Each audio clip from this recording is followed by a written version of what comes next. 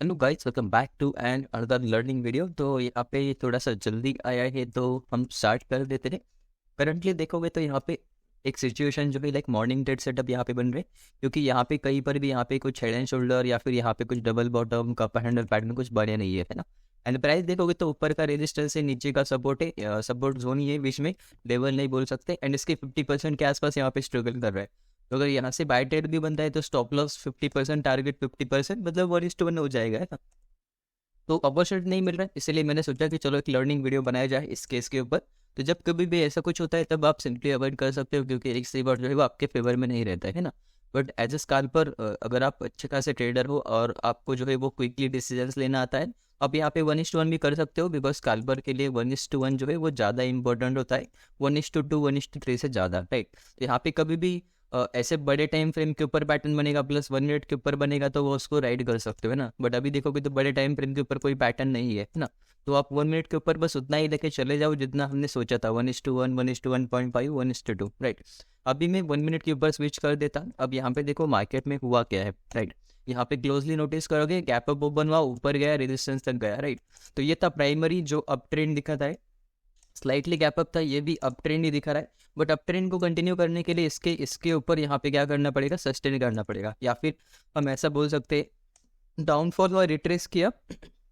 अगर ये इसके ऊपर जाके सस्टेन होता तो मैं यहाँ पे कहता कि यहाँ पे अप ट्रेंड जो है वो कंटिन्यू हो रहा है। बट यहाँ पे क्या हुआ, मार्केट ने फॉल दिखाया, अब यहाँ पे कंसोलिडेट कर रहा है, kind of a triangle pattern बोल सकते हो, या फिर ये 17,000 का लेवल यहाँ पे एज ए रेजिस्टेंस वर्क हो रहा है, आप ऐसे यहाँ पे कंसिडर कर सकते हो। इसलिए मैं यहाँ पे अभी तक वेट कर रहा हूँ। नहीं तो जनरली जो क्या होता है, फर्स्ट 5 मिनट या फिर 10 मिनट के अंदर हमें यहाँ पे पता चल जाता है मार्केट के अंदर अप ट्रेंड है या फिर मार्केट के अंदर डाउन ट्रेंड है ना। आज जो मार्केट है अभी ये साइडवेज जोन में फंस चुका है, प्लस ये 50% के बीच में, मतलब यहाँ पे रेजिस्टेंस है, यहाँ पे सपोर्ट है, नीचे आया सपोर्ट लिया, ऊपर गया रेजिस्टेंस लिया। सुबह सुबह देखो यहाँ पे नीचे आया, यहाँ पे देखो सपोर्ट लिया, ऊपर गया रेजिस्टेंस लिया, नीचे आया सपोर्ट लिया, अब यहाँ पे बीच में खेल रहा है। तो यहाँ पे हमें इसको हाथ नहीं लगाना है, फालतू में रिस्क नहीं लेना है, जब तक हमें यहाँ पे कुछ कंफर्मेशन नहीं मिलता तब तक। तो इसको मैं क्या करता हूँ, 5 मिनट के ऊपर स्विच करता हूँ।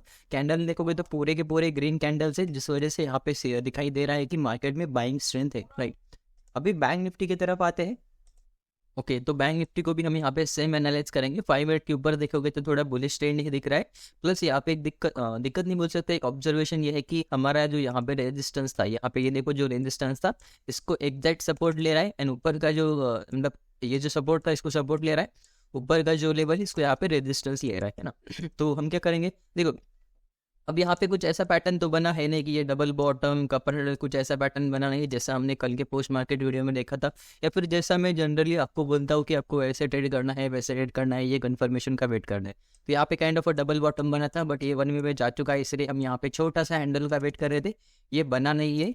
या फिर मैं यहाँ पे कपर हैंडल का भी वेट कर रहा था, या फिर यहाँ पे डबल बॉटम का भी मैं वेट कर रहा था, जो कि यहाँ पे बना नहीं है। तो यहाँ पे मैं क्या करूँगा, सिंपली मॉर्निंग के सेटअप के ऊपर आ जाऊँगा। चलो अब मॉर्निंग का सेटअप देखते हैं। यहाँ पे देखोगे तो 29, मतलब यहाँ पे ओपन हुआ था, लगभग फ्लैट ओपन हुआ, ऊपर गया, तो यहाँ पे बाय ट्रेंड है। बट बाय ट्रेंड के लिए कंफर्मेशन क्या चाहिए, मार्केट ऊपर जाना चाहिए, थोड़ा सा रिट्रेस करना चाहिए, उसके बाद ऊपर जाके सस्टेन करना चाहिए, या फिर ऐसा ही ऊपर जाना चाहिए, तब हमें पता चलता है कि यहाँ पे बाइंग ट्रेंड है। अब देखो मार्केट ऊपर गया, नीचे आया, नीचे आया तो जितना ऊपर गया था उतना नीचे आ गया, फिर से ऊपर चला गया, जितना नीचे आया था फिर उतना ऊपर चला गया।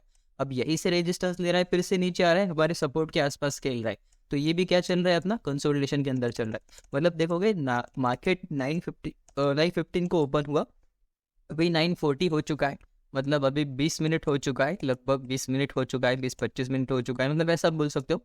एंड अब तक मार्केट ने ट्रेंड जो है वो डिसाइड नहीं किया है। तो यहाँ पे आप समझ सकते हो कि अगर कोई स्कैल्पर होगा या फिर कोई भी पोजिशनल ट्रेडर होगा, उसको अभी तक डिसीजन लेने में यहाँ पे कोई भी मदद नहीं हुई है। मतलब यहाँ पे मार्केट ने अभी तक क्लियर कोई भी डायरेक्शन नहीं दिखाया है ना।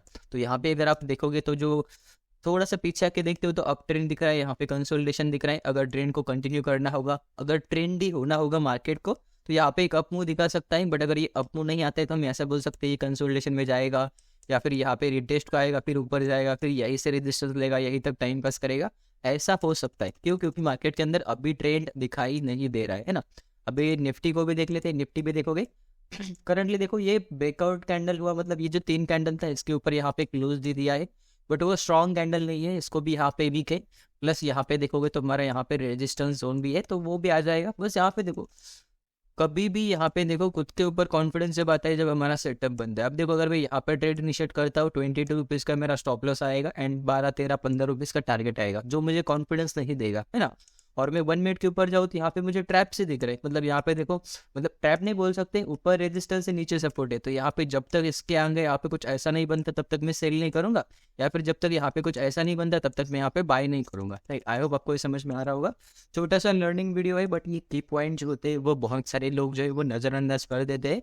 यहाँ पे फोमो में आके एंट्री करते हैं एंड उसी के साथ उनके यहाँ पे जो है वो लॉसेस होना स्टार्ट होते। अब ऐसा नहीं कि वो लॉसेस होना स्टार्ट होते, उनका स्टॉप लॉस हिट होता है फिर भी वो पोजीशन कट नहीं करते। यहाँ पे मैं इंपॉर्टेंस ऑफ जो की पॉइंट्स होते हैं या फिर मैं जो बोलता हूँ कि रीजंस होते हैं, यहाँ पे देखो कौन कौन से रीजंस होने चाहिए। ट्रेंड आपके फेवर में होने चाहिए, आपका यहाँ पे कुछ सेटअप होना चाहिए जो आपने बैक टेस्ट किया होगा। उसके बाद यहाँ पे छोटा एसएल होना चाहिए, टारगेट के लिए जगह होना चाहिए एंड मार्केट में जो है वो ज़्यादा वोलाटिलिटी नहीं होना चाहिए।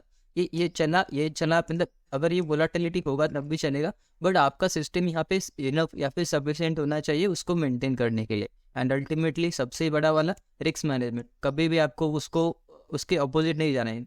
ऐसा बोल रहा है यहाँ पे 40 पॉइंट का स्टॉप लॉस है और आपका पर डे का 1000 का रिस्क है, एक ही लॉट लो। यहाँ पे 2 लॉट 3 लॉट लेने का ट्राई मत करो, क्योंकि 2 लॉट 3 लॉट से आपका जो है वो रिस्क बढ़ा जाएगा और फिर आप फोमो में आओगे, ग्रीड में आओगे, मतलब जो भी आएगा। मतलब यहाँ पे देखो प्रॉफिट में आएंगे तो ग्रेड आ जाएगा एंड अगर कोई ब्रेकआउट दिख रहा होगा, बड़ा स्टॉप लॉस हो गया होगा, तो उसके अंदर फोमो के कारण आप अर्ली एंट्री कर लोगे।